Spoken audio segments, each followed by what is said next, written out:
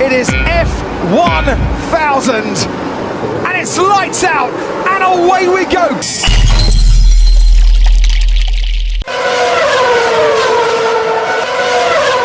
Selamat datang kembali di Obras F1, obrolan santai seputar Formula One. Balik lagi sama gua dan Angga di episode terbaru ini. Kalau lo lihat dari outfitnya, lo pada harusnya bisa nebak kita mau ngapain, bahas apa, bahas tim apa. Kita akan bahas McLaren Mercedes. Salah ya? Ya, salah Pak. Salah. Bukan Pak. Bukan. Masa logo udah gerak begini Mas? Iya. Oh iya biar bukan juga dong. Bukan. Enggak. Apa dong? Kita bahas apa? Oke, jadi ini kita akan bahas tim kesayangan kita semua. Tim yang mungkin paling tua, paling senior di Formula One sampai saat ini, yaitu Scuderia Ferrari. Ya kalian ya yang pada nonton kemarin atau inilah yang ngikutin F1 musim 2020 pasti sudah familiar lah ya sama bukan masalah ya, mungkin problem apa yang menimpa Ferrari dari awal musim sampai sekarang. Mungkin yang akhirnya mencolok adalah di GP Belgia kemarin, di mana mereka benar-benar pace-nya itu tidak ada, nggak bisa ngimbangin even Renault, Honda atau Mercedes. Bahkan mereka ya akhirnya yang mereka cuma bisa qualifying di posisi 13 dan posisi 14, which is not a really good position for top teams lah. Nah, mungkin nggak ada kata lain buat Ferrari selain ironis. Mereka tahun ini seharusnya adalah tahun bersejarah karena di tahun ini mereka akan merayakan balapan mereka yang ke-1000 yang harusnya jatuh di Mugello tanggal berapa tuh? Pertengahan September nanti. Dan tahun ini Italia itu punya punya kehormatan untuk menggelar 3 balapan sekaligus. Iya, jadi cukup lebih buruk daripada perayaan Mercedes di Hockenheim tahun lalu. Kalau menurut lu gimana, Bro? Tahun 2018 ya? 19 dong, 19. Tahun lalu kan. Okay. Gimana lu kemarin lihat nonton Spa gimana? Nonton Ferrari tahun ini deh, nggak usah di Spa tahun ini. Gimana? Iya, ini gue lihat ya, tahun 2020 ini memang bukan tahun baik buat Ferrari ya. Karena memang semenjak penggantian dari pemimpin Ferrari terlebih dahulu tuh lupa gue. Maurizio diganti Binotto, Ferrari jadi kayak agak kereperan. Iya. Betul, Ari Fabine. Gak cuma Ferrari aja sih, tapi tim-tim yang menggunakan mesin Ferrari juga pace-nya gue lihat juga keteteran juga, seperti Haas, Alfa Romeo juga agak turun gitu loh. Dan Alfa Romeo yang memakai Ferrari yang juga kualifikasi nggak gitu bagus sejak race pertama hingga sekarang gitu loh. Dan ini diikuti dengan justru pemasoknya juga kemarin juga hasilnya juga berantakan banget. Dan itu hasil terburuk sih menurut gue. Terburuk. Udah gitu minggu depan kan udah jelang Monza nih. Ferrari harus lebih siap lagi karena melihat dari pace kemarin Ferrari nggak ada power sama sekali di track lurus. Betul. Kalau gue lihat ya, ini gimana nanti di Monza? Ini bisa jadi mimpi buruk loh. Betul. Gitu bro. Iya. Nah itu soal engine ya. Soal engine itu kan memang ada kaitannya. Ada yang bilang ada kaitannya dengan hasil investigasi FIA yang dipublish awal tahun kemarin, yang bukan menyatakan ya, kayak disinyalir mesin Ferrari tahun lalu itu memanipulasi aturan dari fuel sensor. Jadi kan ada aturan bahwa ada fuel limit ya, bahwa dalam penggunaan fuel di F1 itu dalam 1 jam itu cuma boleh dilimit sampai 100 kilo kurang lebihnya. Nah, ada opini bahwa Ferrari itu memanipulasi regulasi tersebut dengan memberikan second fuel pump. Jadi di antara sensor itu ternyata recordnya tidak dalam konstan, nggak konstan sejam record terus. Ternyata dia hanya di waktu-waktu tertentu dia ngerekam data full fuel flow, aliran fuel dari tangki ke mesin itu hanya diambil dalam beberapa interval doang.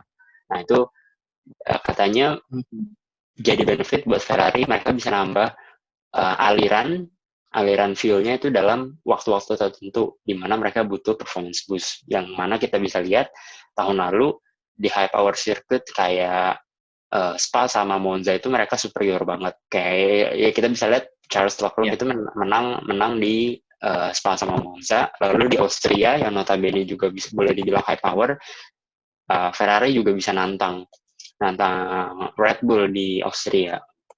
Sedangkan di tahun ini benar-benar nggak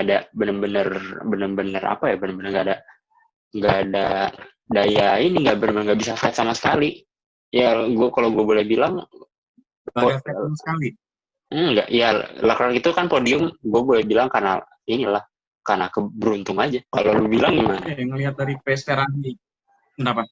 Kalau bilang apakah itu bisa jadi alasan rontoknya Ferrari tahun ini? Enggak juga sih ya, banyak pertimbangan juga sih.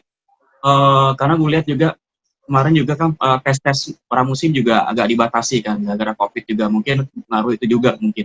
Dan Italia juga melakukan lockdown pada waktu itu kan, jadi semua pada staff-staff baik itu engineer di factory maupun yang teknisi-teknisinya juga mereka mungkin nggak ada jadwal untuk melakukan testing, jadi testingnya agak terbatas gitu loh. Jadi mereka melihat justru dari race pertama yang di Austria tadi, karena kan kemarin juga pada saat di race kedua di Styria Grand Prix dia kan melakukan upgrade, betul kan, melakukan upgrade, tapi hasilnya pun hasilnya mengecewakan karena dua pembalap harus out. Iya. Gitu loh. Jadi merasa sih gara-gara itu sih, karena pengaruh COVID ini jadi testing agak terbatas. Kemudian salah satu untuk dicoba adalah pada race pertama di Austria kemarin, sedangkan Ferrari melakukan upgrade di Styria, dua-duanya kolaps, ya mau gimana lagi gitu loh. Jadi nggak ada hasil yang signifikan gitu, jadi hasil upgrade-nya itu. Kalau menurut gue sih gitu sih, gara-gara testingnya terbatas aja sih.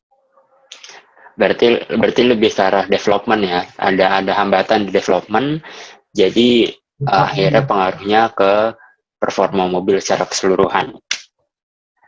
Nah, terus yang bisa dicermati juga relationship Vettel dan Ferrari. Lo sendiri punya opini? Ya, lo sendiri punya ini nggak, punya opini sendiri nggak soal kejadian antara Vettel dan Ferrari belakangan ini setelah mereka mengumumkan tidak akan bersama lagi tahun depan? Terus terang aku nggak bisa bicara banyak ya kalau untuk masalah Vettel dengan Ferrari ya, karena memang Vettel udah ya ibaratnya udah banyak jasa lah, ibaratnya meskipun belum sampai juara gitu loh ya, sekalipun dia sempat jadi contender, tapi entah kenapa semenjak pergantian manajemen Vettel seolah-olah ingin disingkirkan secara pelan-pelan gitu loh. Entah dari sisi mananya Vettel harus kesalahan apa gitu kan, mungkin karena jelang-jelang musim-musim kemarin kan 2017-2018 kan sempat jadi contender kan ya, terlalu banyak kesalahan si Vettel, banyak kesalahan fatal yang dia buat ya yang bisa mendudukan tim sebenarnya, dan mungkin itu yang jadi acuan Vettel di tahun 2020 gitu. Apalagi semenjak kedatangan Leclerc, Vettel semakin melempem gitu loh. Ibaratnya lo senior, lo juara dunia tapi kalah sama junior lo. Ibaratnya gimana sih, lo merasa apa ya, ya lo under pressure lah ibaratnya gitu. Lo misalkan lo senior, lo misalkan lo juara dunia, ibaratnya datang junior nih, dia lebih diuntungin dong kalau misalkan nanti posisinya juga menguntungkan Ferrari, otomatis ngapain gue pertahankan yang pembalap yang terlalu banyak kesalahan seperti lo, seperti Vettel gitu loh maksudnya. Gue lihat dari sisi itu sih. Kalau misalkan gue jadi Binotto ya, gue ngeliat dari sisi itu sih. Ya, ibaratnya banyak ya, walaupun gue nggak bisa pungkiri ya bahwa banyak juga blunder strategi dari Ferrari, betul, tapi di satu sisi Vettelnya juga ketika di saat-saat yang krusial, titik-titik krusial itu dia juga banyak melakukan mistake lah ya, yang akhirnya malah costly. Mungkin salah yang kalau kita bisa bilang beberapa di antaranya itu ya kayak Singapura 2017 atau Jerman 2018.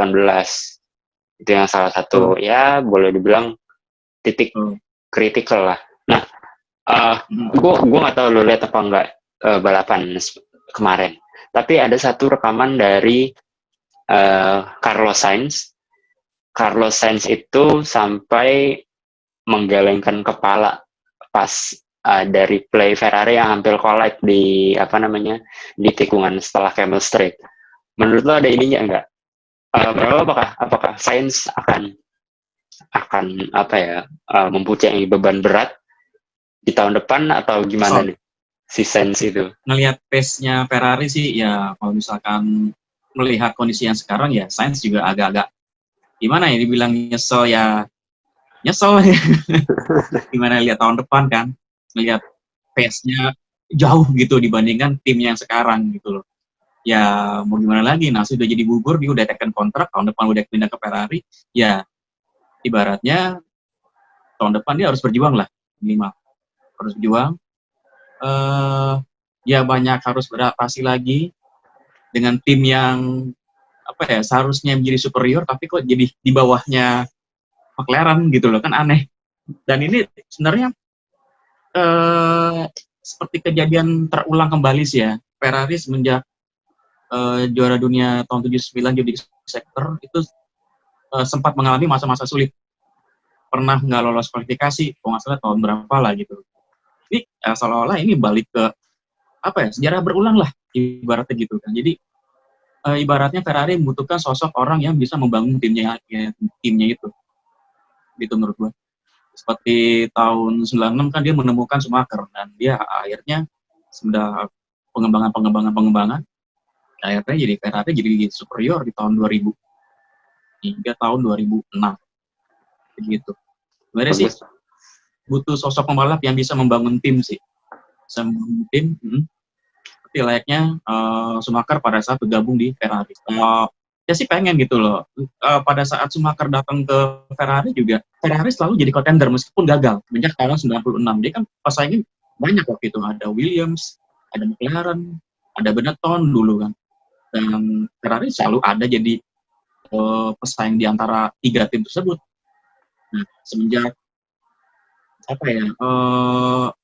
ditinggal Schumacher, Ferrari entah kenapa secara perlahan bisa dibilang agak-agak down. Meskipun agak beruntung ya tahun 2007 Kimi Räikkönen, karena kan Kimi itu ibaratnya memanfaatkan situasi yang dihadapi McLaren pada waktu itu. Karena Alonso sama Hamilton kan waktu itu kontok-kontokan.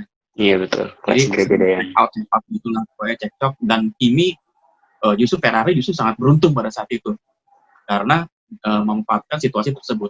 Dan situasi itu tidak berlaku pada saat 2 tahun berikutnya. Pada saat Felipe Massa bersaing dengan Lewis Hamilton, dan nyaris pada saat itu si Felipe Massa juga hampir juara kan, sempat leading, tapi karena faktor hoki juga si Hamilton kan bisa nyalip si Timo Glock masalah Timo Glock yang Glock ya. Benar-benar di tikungan terakhir.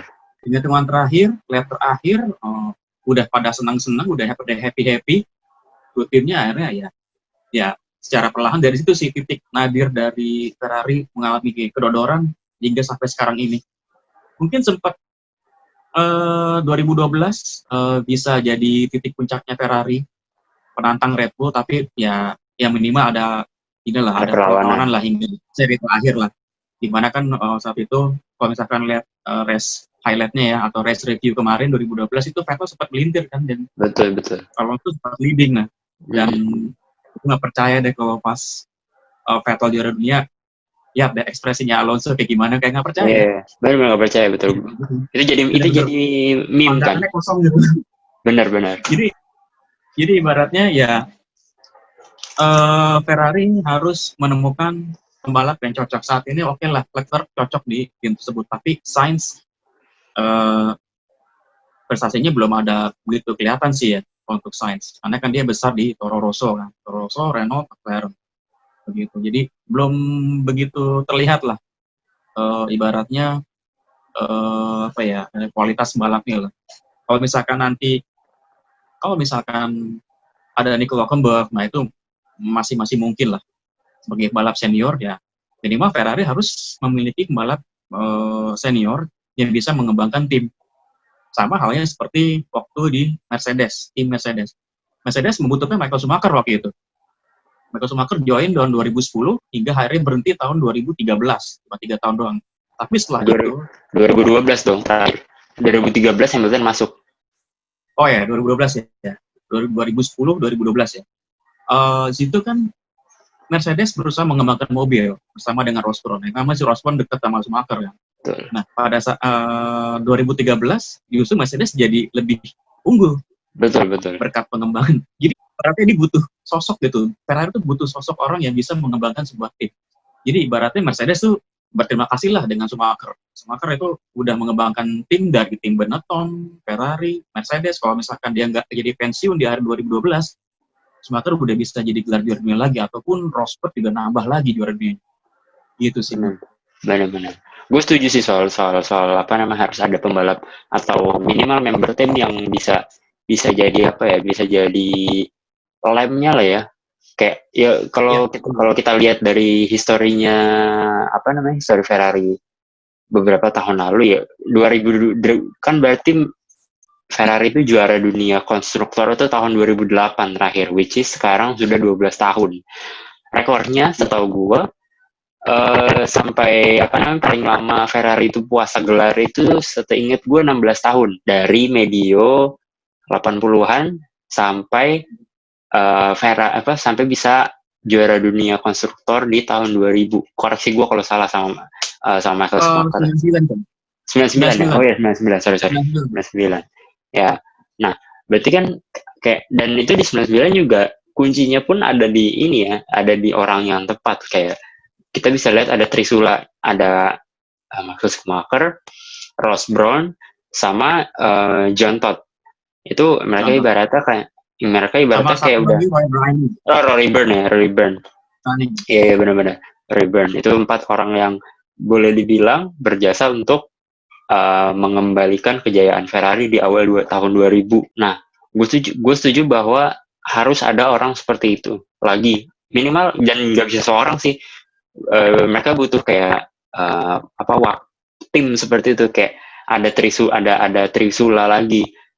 Kayak kalau mungkin dulu kita boleh bilang kayak ada Vettel sama Arif Abene.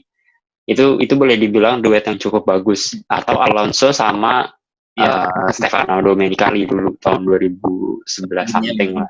Nah, dan yang kayaknya yang perlu gue highlight adalah Ferrari itu kebanyakan ganti sih, prinsipal sih, ganti mulu, gagal dikit ganti, nggak ada konsistensi gitu, kayak nggak kayak siapa namanya, nggak kayak Red Bull itu dari awal berdiri 2005 apa 2006 gue lupa, tapi itu prinsip 2005 ya. Nah, itu kan tim prinsipalnya memang sih sudah Christian Horner, dan belum pernah berganti setahu gue tim prinsipal. Nggak diganti tuh. Iya, mereka juga teknikalnya juga dari Adrian Newey itu juga nggak ada, itu tidak ada perombakan lah selama beberapa tahun. Jadi ibaratnya sudah klop gitu. Atau kita boleh lihat sekarang Mercedes, Toto Wolff itu udah pegang mereka dari 2000. Seingat gue kayak dari 2014 mereka sudah Toto Wolff kan yang pegang, dan belum pernah berganti-ganti. Sedangkan Ferrari aja dari tahun 2000, kayak dari 2014 ke 2020 mungkin udah ada beberapa nama tuh yang ganti sebagai sebagai tim prinsipal. Jadinya nggak ada plan yang berkelanjutan gitu loh. Akhirnya ganti prinsipal, ganti rencana lagi, ganti strategi lagi. Akhirnya pengembangan juga jadinya nggak continue. Gue rasa itu juga jadi salah satu itu tuh faktor yang melemahkan si Ferrari. Oke. Abis ini Monza. Setelah Monza ada Mugello. Selain Mugello nanti ada Imola. Lalu nanti di akhir musim ada Bahrain outer track. Hampir semua sirkuit itu adalah sirkuit yang straightnya panjang. Yes, akan membutuhkan power. Gua nggak tahu ya. Gue sih akan merasa kasihan banget sama Ferrari tahun ini. Karena karena di tahun yang harusnya spesial, mereka malah kayak jadi tim papan tengah. Ya kayak awal-awal McLaren ganti ke Honda. Betul. Tengah enggak, bawah enggak. Bawah enggak, benar. Williams gak bisa ngejar, tapi mau ngejar ke papan tengah tuh kayak susah banget. Momen yang paling menyakitkan itu adalah pada saat AlphaTauri nyalip dia yang Vettel sampai lock. Enggak dong, harus satu lagi. Pas ini Vettel disalip Kimi. Oh iya. Itu lebih malu-maluin loh. Disalip Sauber loh, gokil. Disalip customer timnya sendiri. itu lebih nyakitin sih. AlphaTauri kalau AlphaTauri kan mesin beda, mesin dan spek pasti beda. Nah ini sesama Ferrari di overtake sama customer Alfa Romeo lagi. Untung Kimi nggak ada dada ke Vettel pas nyalip. Dada. Makasih ya. Malu loh itu. Aduh. Gue lihat di onboard kameranya itu Ferrari berhasil menyalip Mercedes tapi pas saat latihan. Yang silakan masuk. itu mah iya benar. Iya, itu dada juga tuh. Makasih ya. Makasih ya. Ya Allah. Nggak, tapi misalnya nih.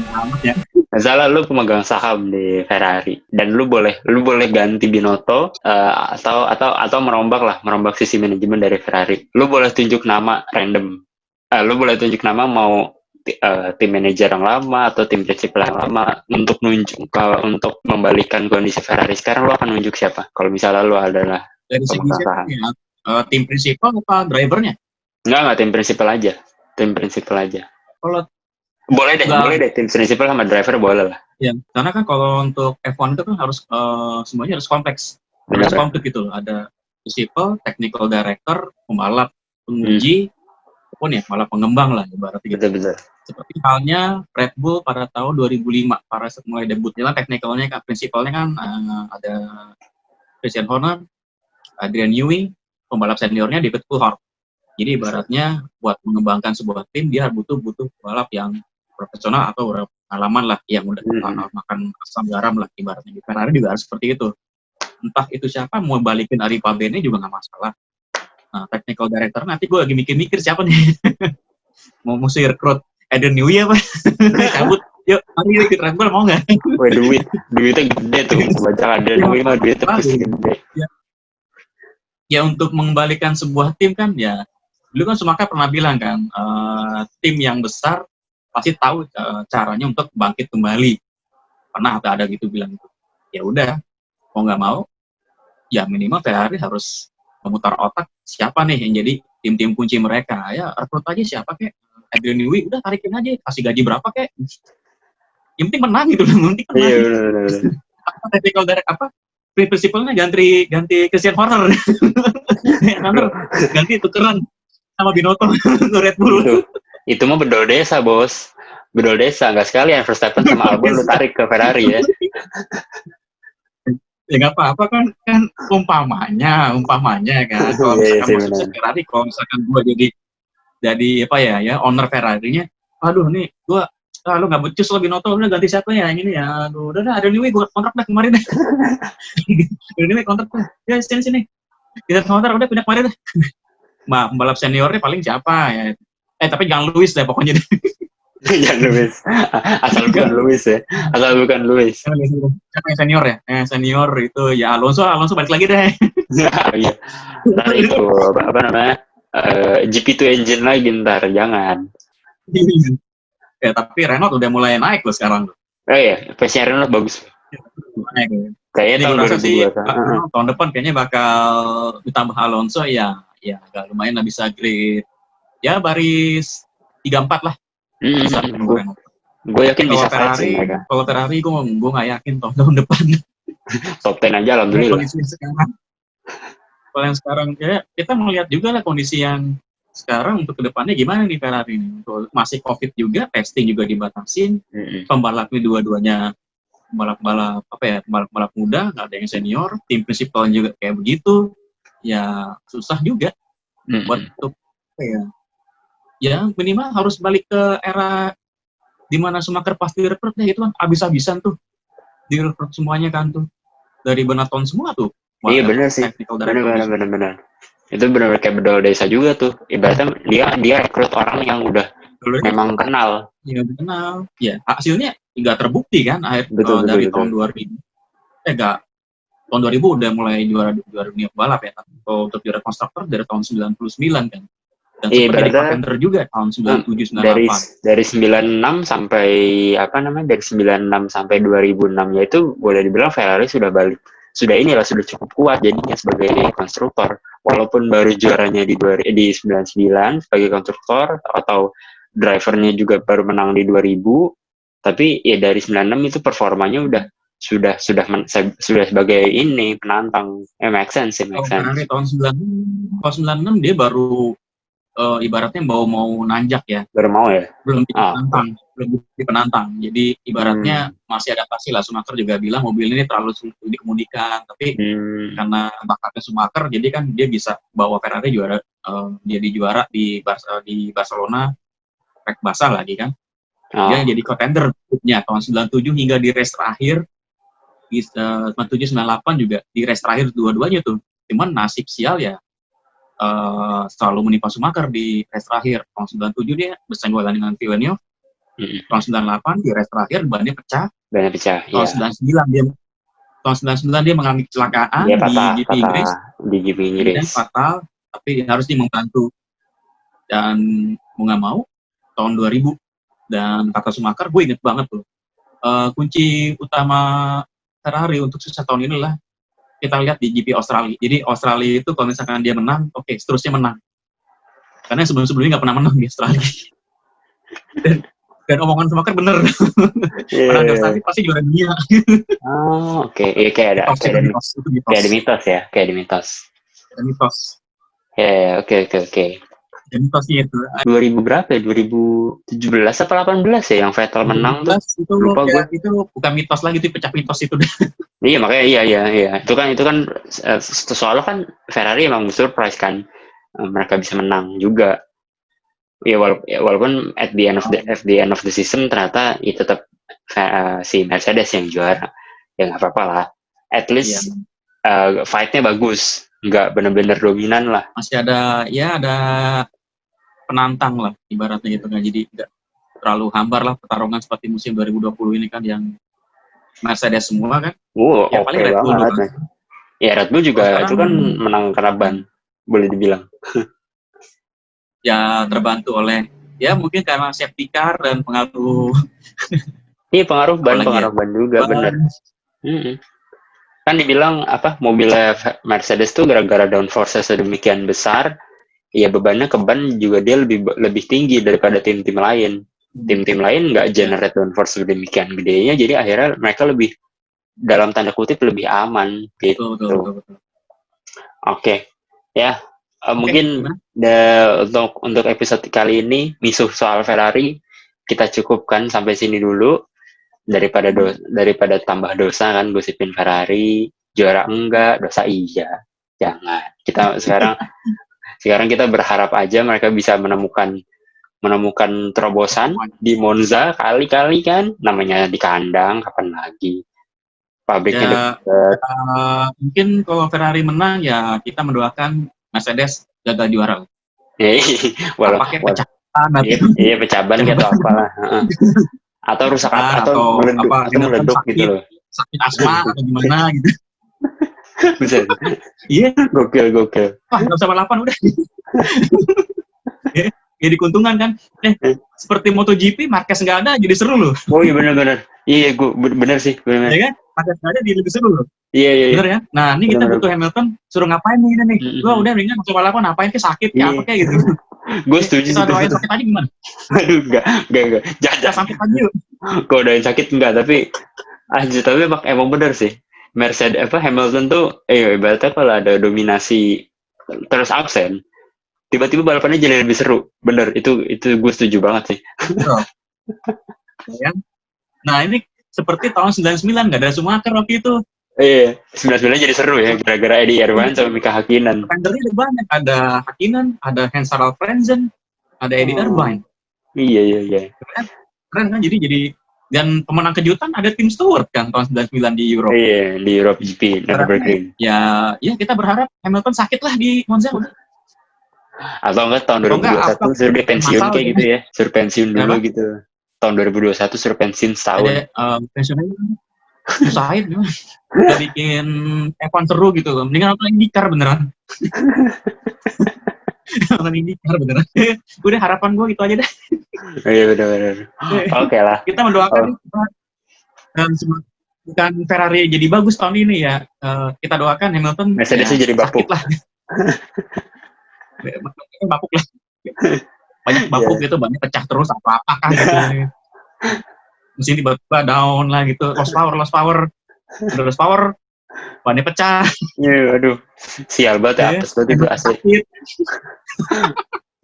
Oke. Gimana? Lanjut. Oke. Ya, kita inilah kita selesaikan episode kali ini. Semoga Ferrari menemukan hidayah untuk sisa musim ini. Hidayah. Terus ya, tapi memang F1 2020 ini kalau terlepas dari dominasi Mercedes itu sebenarnya tergolong seru lah ya. Banyak kejadian yang tidak diprediksi, dan untuk balapan di track baru ini juga akan jadi tahun yang benar-benar spesial. Oke lah.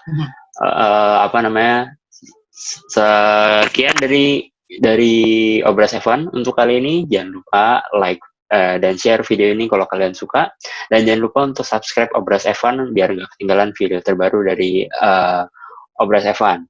Jangan lupa nyalain loncengnya biar kalian dapat notifikasi setiap ada video baru yang kami upload. Oke, sekian dari gua, Kaca. Gue Angga. Stay healthy. Bye. Ciao. Ciao. Bye.